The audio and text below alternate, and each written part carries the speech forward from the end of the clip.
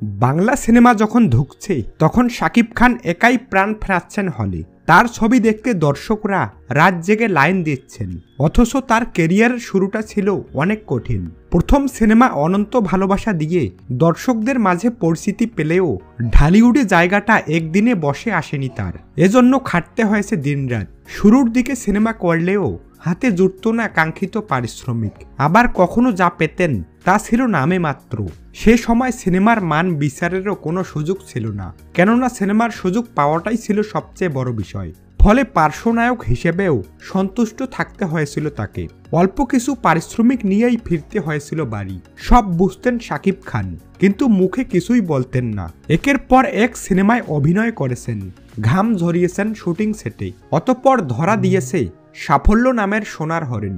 কোটি টাকার কাবিন সিনেমার মাধ্যমে সিনেমা প্রেমীদের ঘরের মানুষ হয়ে ওঠেন। এরপর একের পর এক ব্যবসা সফল সিনেমা উপহার দিতে থাকেন, টেনে তুলতে থাকেন সহশিল্পীদেরও। তার সঙ্গে অভিনয় করে তারকা খ্যাতি পেয়েছেন একাধিক নায়িকা। শাকিবের এই জনপ্রিয়তা অন্য মাত্রায় নিয়ে যায় আরও একটি সিনেমা, যার নাম প্রিয়া আমার প্রিয়া। 1 কোটির কম বাজেটে নির্মিত এই ছবি প্রযোজকের ঘরে এনে দেয় 15 কোটি টাকা। এবার সময় নতজানু হয় শাকিবের কাছে। জনপ্রিয়তার সঙ্গে সঙ্গে পারিশ্রমিকও বেড়ে যায় শাকিবের। 30 লাখ করে নেওয়া শুরু করেন সিনেমা প্রতি। শাকিবের ক্যারিয়ারের উল্লেখযোগ্য বছর 2016 সাল। এ বছর ঢালিউড জয় করে নায়ক পাড়ি দেন টলিউডে। যাত্রাটা শুরু হয় শিকারি দিয়ে। যৌথ প্রযোজনার এই সিনেমা যেন নবজন্ম দেয় নতুন এক শাকিবের। ছবিতে তার লুক সামাজিক যোগাযোগ মাধ্যমে ব্যাপকভাবে আলোচিত হয়। এমন উন্মাদনায় পশ্চিমবঙ্গের নায়কদেরও পায়ের তলার মাটি নড়ে যায়। শ্রাবন্তীর বিপরীতে শিকারি সিনেমাটি তুমুল ব্যবসা করে। টলিউডে পরপর আরও কয়েকটি সিনেমা করে ঘরে ফেরেন।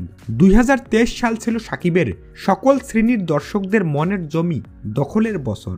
এ বছর প্রিয়তমা সিনেমাটির মাধ্যমে ঢালিউডে তুলকালাম চালিয়ে দেন এই নায়ক। এরপর তুফান দিয়ে তো নিজেই নিজের রেকর্ড ভাঙতে বসেছেন তিনি। দেশে আসা বিদেশি ছবিগুলোকেও খাইয়েছেন নাকানি চোবানি।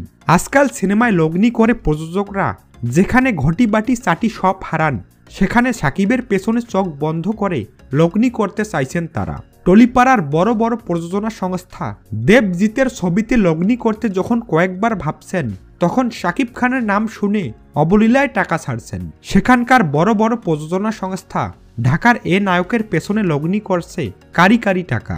মুহূর্তে বাজি ধরতে প্রস্তুত তারা।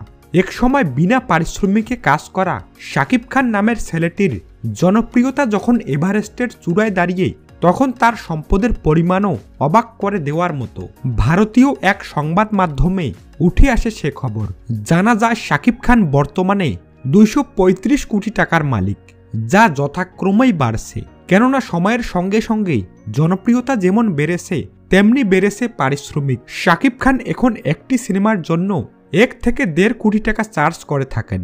ফলে বোঝাই যাচ্ছে এক সময় খালি হাতে ইন্ডাস্ট্রিতে নাম লেখানো ছেলেটি এখন খ্যাতি ও অর্জনে ভরেছেন 2 হাত।